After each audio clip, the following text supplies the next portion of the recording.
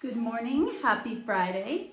Today I randomly pulled out a couple props that help with opening our upper chest, or they're called heart openers or back bends. And I'm hearing more and more friends having tight shoulders, tight neck. And yes, there are active things we can do in yoga to physically in our asana open this area. Some of the work you would need to do would be mental or heart work, like more meditation, more emotionally letting things go. But when that's not a issue, if you can't just do that immediately, using props helps you passively open so that then gravity works to our advantage. So today's reading, I happen to open Dandasana. I don't know if you can see this. The wheel, and if you're in gymnastics, they call that a bridge. But that idea of this upward facing bow pose is often for some people an unattainable ideal in yoga. You need to be super open in your upper body, strong in your upper body, open in your shoulder mobility, and open in your hips and pelvis. Some of us tight hamstrings, tight lower. So there's always pieces why I maybe can't do that pose. And often I've helped you in class, we use a strap to help lift the pelvis up so that you're able to open. But today I thought I'd do the reading and use the idea of the opening part of the pose, even if you guys are not coming up into the full pose. So upward facing dog. Think of all the work you do during the day that constricts the front of your body. Sitting, working at a computer, bending forward to listen and to speak, preparing and eating food, maybe reading books, maybe sleeping curled up. Upward facing bow, also known as wheel or back bend, is an opportunity to completely reverse the folded up sensation and ecstatically open the front of our body. And sometimes what happens in yoga is if we don't feel successful or effortless ease in a pose, we then almost cringe every time I bring up that pose, and you know who you are. What if you stop fearing it and remember that every time we come to our practice, it's completely new, completely beginning. So maybe last week you were tight and this week you're open. And that's the benefit of calling it a practice. There is no final one amazing, perfect pose. Your body arched like a bow reverses any tightness that may have gathered in the front of your body throughout the day, deepening, opening your heart, and shifting your perspective.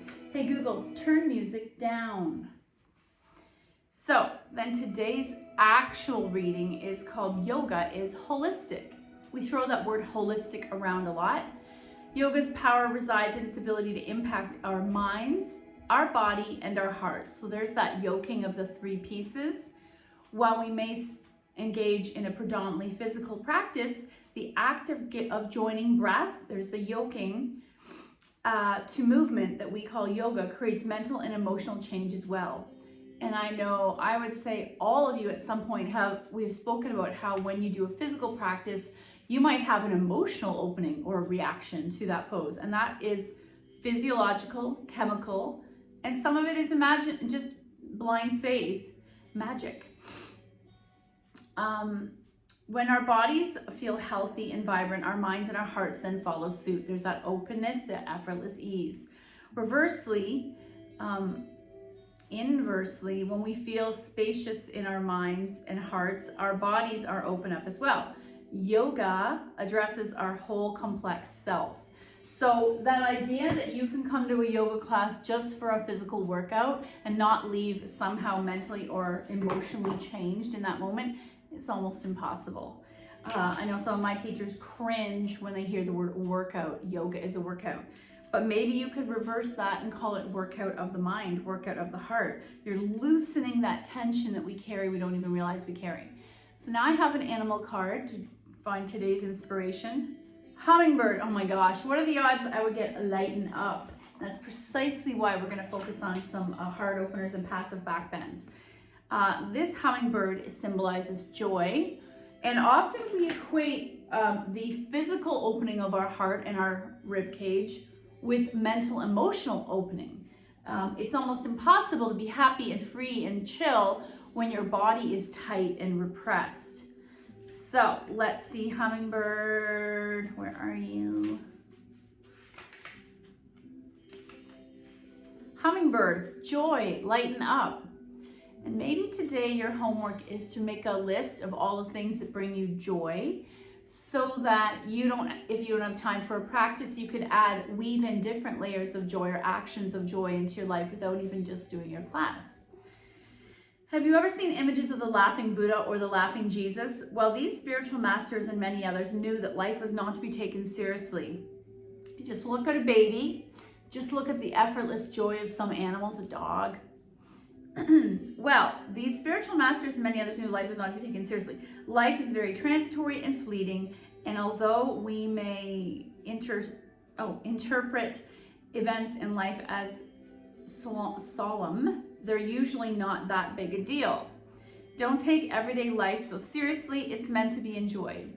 Have a good time, whether working, playing, resting, eating, or just hanging out with loved ones. Yes, there are tragedies and losses, and it's best to give yourself time and space to grieve these and to release the tears and let them fall away. But eventually let your grief transmute to joyful memories. I like that.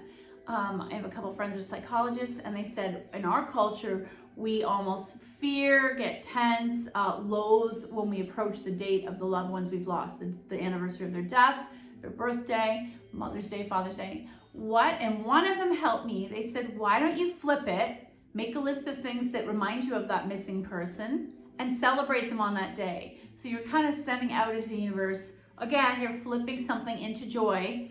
Who doesn't love cake or the favorite meal that person ate or go to the place they used to live? I know some people take a birthday cake to the cemetery.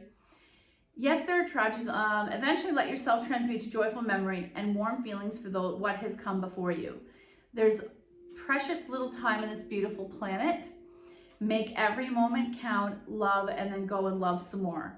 So there's a movie called The Last Holiday, Queen Latifah, love it. She's told she has cancer, so she lives her life in the fullest, and then they find out she isn't going to die, and she realizes that's how she should have been living her life anyways. So there is a phrase, live like you have cancer, or like it's your last day, and I feel like that's the effort or speed of joy and happiness we should be living at. So regarding backs, we're going to look at several different ways to open our back. The first one, and you're going to pick one of these, and then we're going to start our floor work, is I'm going to just take a blanket. I'm going to fold it so you can see it. And in yoga, they often use these cotton heavy Mexican blankets. So if my back's really tight, I might start this flat. I like to make it a little deeper. So what I can do with this Mexican cotton blanket is I can roll and make a bolster. So you're going to decide how thick you want this. And I am super open in my chest, so I'm going to roll it all the way. And look at that, it's pretty fat. If you want to regularly use it, you might put duct tape around this, and look, you have your own bolster. You can flatten it so that it's more like the kind we use in our studio. So I'm going to start with this direction, and I'm going to place it horizontal on the back of my mat. It's going to go behind my heart, that spot where if you wear a bra, it goes there. And this is a lot at first, especially if we haven't done this in a while. So if it's too much, oh yeah, see, I love this. And I've got my knees bent.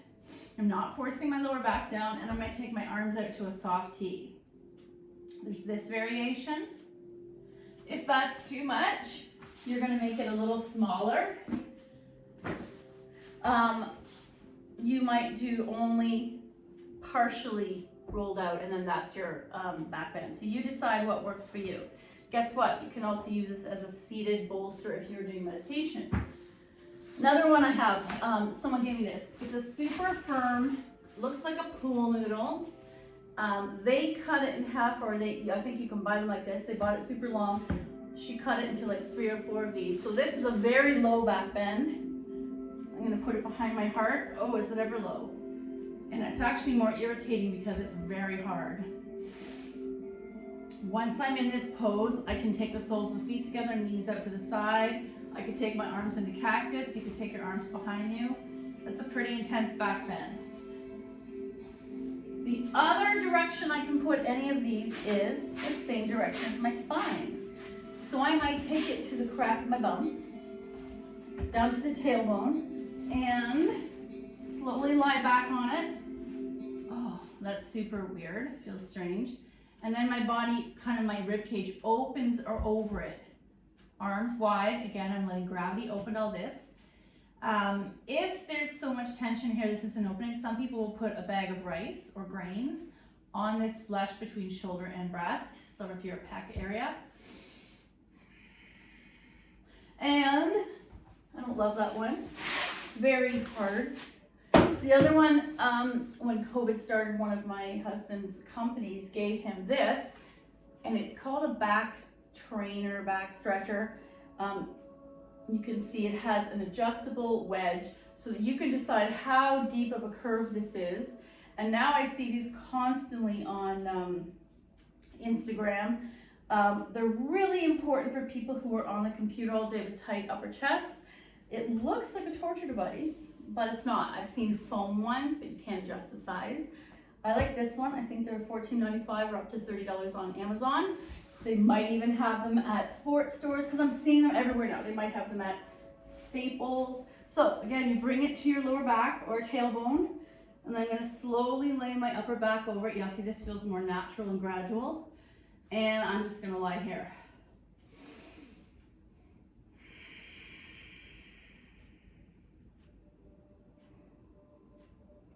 That's another version. The next version is the one we use in class often. And again, it looks like a torture device. Standing tall brick at the top. This is going to support the base of my skull instead of a pillow. Second block on the medium or second level elevation. And it's vertical, the same direction as my spine. So I'm going to bend my knees, bring this to the middle behind my heart, line it up on my spine between my shoulder blades. Block at the base of my skull, so this is a more dramatic heart opener. Arms by my side. I'm going to bend the elbow and bring them into my side body. That's going to open up the chest further. Spread the fingers, anchor the nails to the floor. Option to stay here with bent knees or bring the soles of the feet together, knees wide. So I'm going to let's take 10 breaths here, whichever of the versions you've chosen. Maybe you're using a cushion off your couch. Inhale 1. Exhale. And instead of being mad at the tension in the body, like this is not happening naturally, I want you to acknowledge the tension in your body and breathe it out. Inhale 2. Exhale.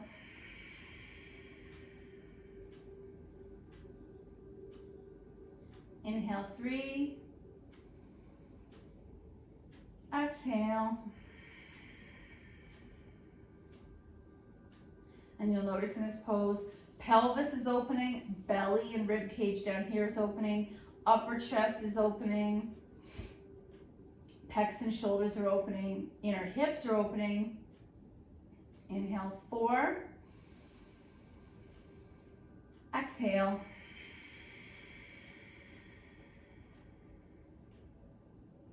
Inhale 5. Exhale.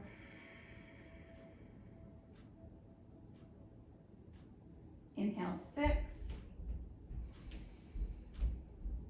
Exhale.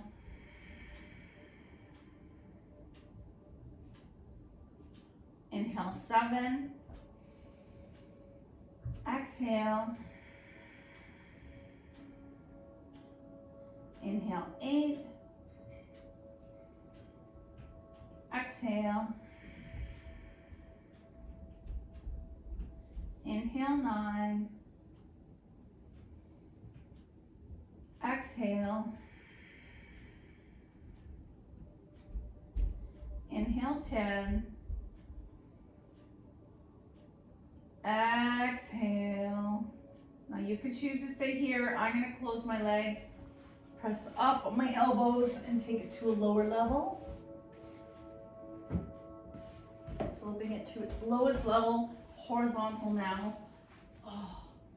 Arms by my side, palms turned up. Oh, there's a really deep rib cage opening down into the solar plexus. And I want you to take 5 more breaths. where you are or at a lower level or no block. Inhale 1. Exhale.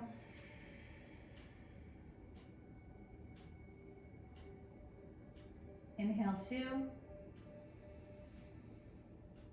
Exhale.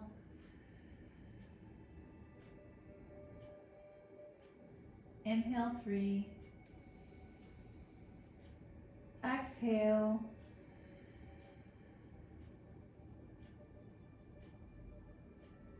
Inhale 4. Tilt your chin slightly to the sky. Let's create that arch in the neck. Final breath. Inhale 1 at 5. Option to take your arms behind you. Oh, that's super intense. And exhale, close the legs. Oh, roll onto your side off of whatever implement you use. And let's curl up in a ball here.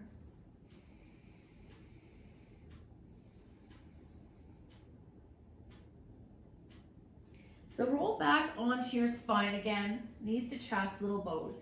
When we've opened our body in this direction, the counter pose is to bring it in. So we were arced over, now I'm pulling it in and I'm stretching out the spine as I rock side to side.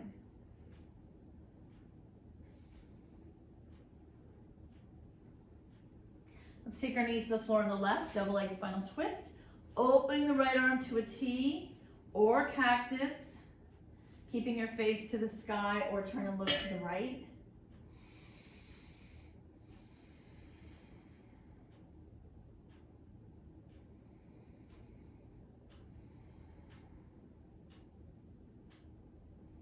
Back to center, little boat. Let's take our knees to the right, excuse me, double leg spinal twist. Left arm open to a T or cactus, face to the ceiling or turn your head to the left.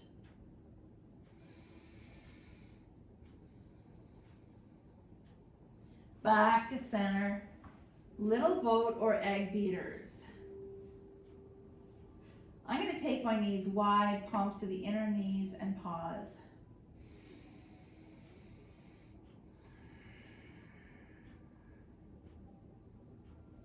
Coming to the setup for happy baby, hands behind the thighs, add a little bit of counter pressure behind the thighs.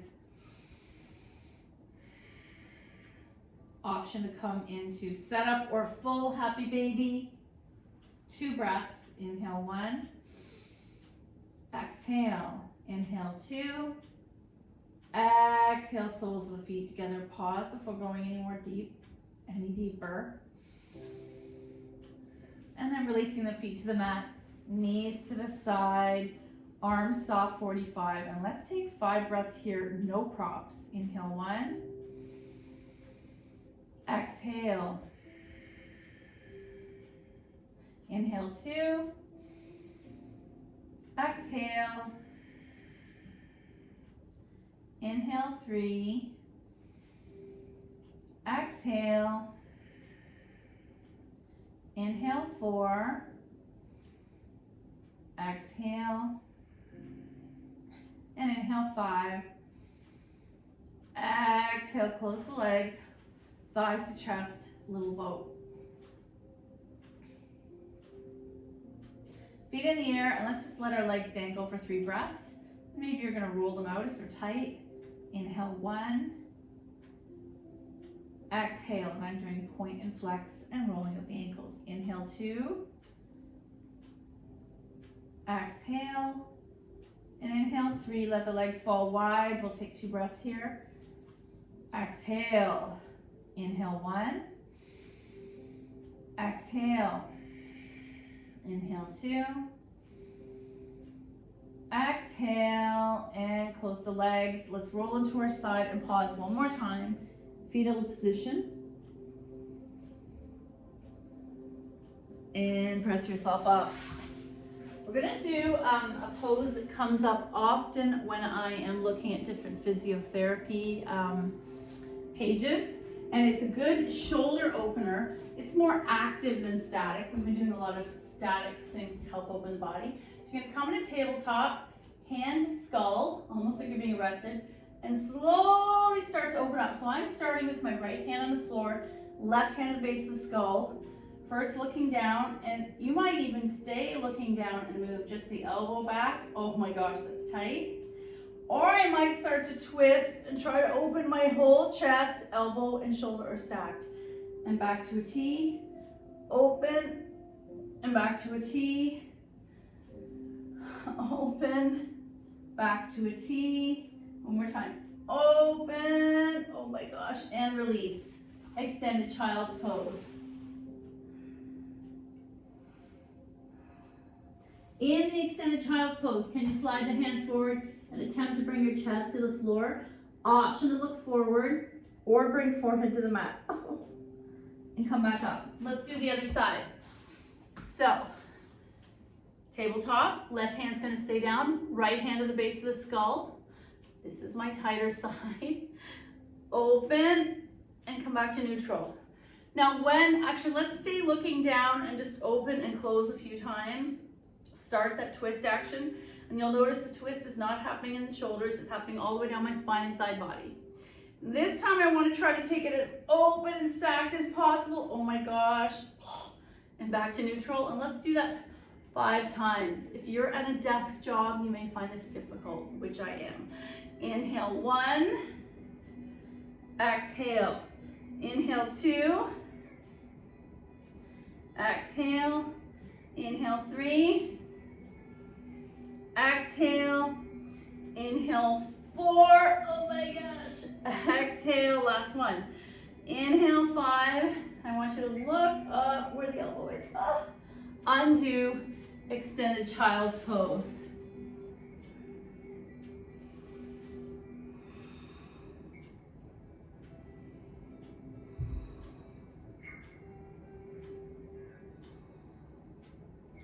And coming back up.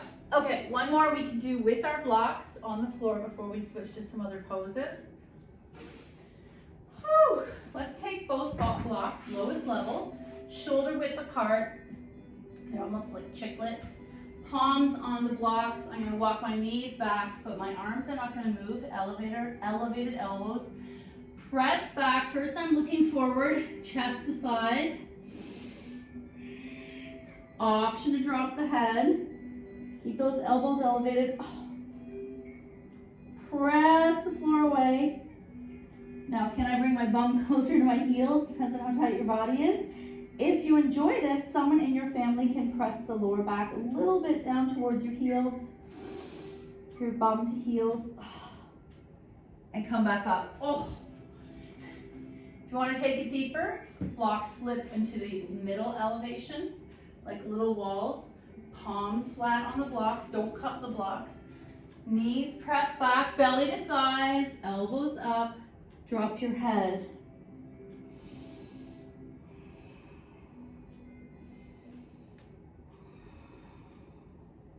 And if you want to go one more further, oh my gosh, we haven't done this in a long time.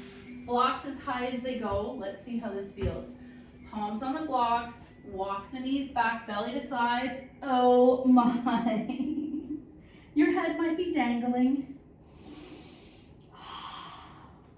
And come on out. Wow. Ever since I had my flu shot, this right arm muscle is so tight.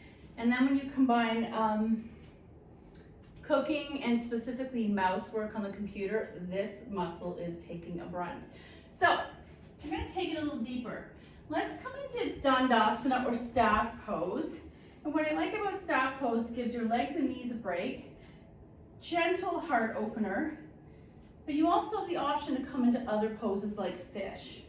But if I don't want to go into full fish, guess what? I can just take my hands behind me. That action in itself is enough for some people's upper body. Hands are underneath the shoulders, basically the width of your hips. I'm going to spread my fingers and press the floor away, chest presses forward, looking forward, and then soften. Press the chest forward, shoulders back. And you might stay here, feet can be flexed or relaxed. Maybe start to look at the ceiling, where the ceiling and the wall meet, or if you have trim there, molding. Keep puffing that chest forward. If I want to go deeper, one arm down than the other. Puff up the chest, and maybe I'm looking at the ceiling pot lights. Or if I want to go deeper, I'm going to wiggle onto my hands, puff on my chest, and let my head dangle. If this hurts your neck, you're not doing this.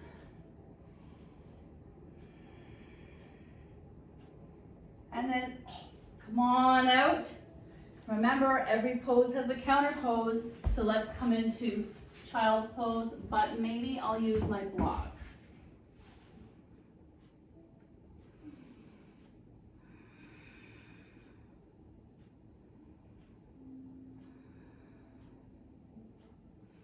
So another pose that we come into, and this is where if you were here in class, we would be using a really big bolster behind us. What can I use instead? Maybe I'll take this bolster I've made. Maybe I'll take these blocks and use them to elevate my bolster. So, oh, wait. Watch this. I'm going to put my bolster on here. Is that going to stay up? Maybe not. That's my elevated bolster. You might use an actual bolster. You might use a cushion off the couch. Now, I know today how tight I am. This is far away, so I could put a big medicine ball behind me. Yeah, this isn't going to happen. So, knees together. Resist the urge to have them go super wide. That's going to put a strain on your sacrum. Thighs pretty close together. I've got my body weight on my hands and the knees are rooting down. This is intense, especially on my thigh muscles. So some of you I know are always asking for thigh work. Perfect. I'm going to stay here for a few breaths.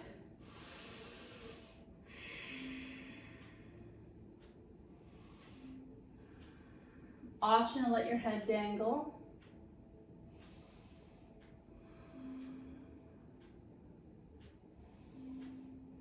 And I'm going to come on up. So if you've been in my class, you know that there's a variation where we go all the way down to the bolster. I'm being conscious of my knees and my thighs. And then I'm going to come back out of there, and I want to go back into fish because for me that feels better today instead of... So I might keep all this here. Do you remember our restorative classes? We would have all these bolsters. Let's see. Oh, yeah. I think you're going to need to do this at home. This is going to stand up again to become my pillow. Oh my, okay. This is the best one yet. Oh, block, rolled blanket, and another block to support my head. So I want you to pick whichever back bend we started with, whatever prop you were using, and we're going to do 5 breaths silent with the props, and then we're going to finish our class. But I just want you to pick a space where you can completely relax. I have my legs extended. Some of you might bend your knees, some might come into the plank goddess. 5 breaths starting now, counting your head.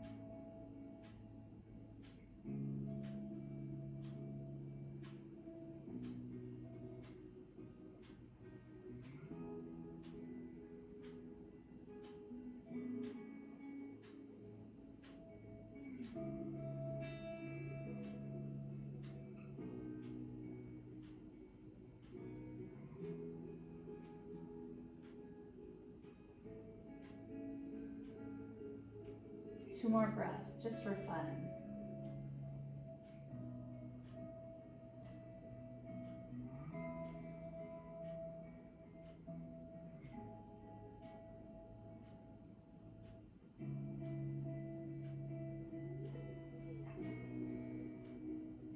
Close your legs if you're in reclined goddess.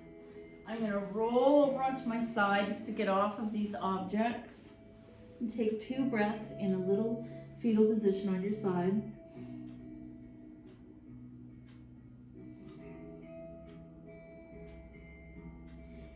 slowly pushing yourself upright. We're gonna come back to reality, back to our class.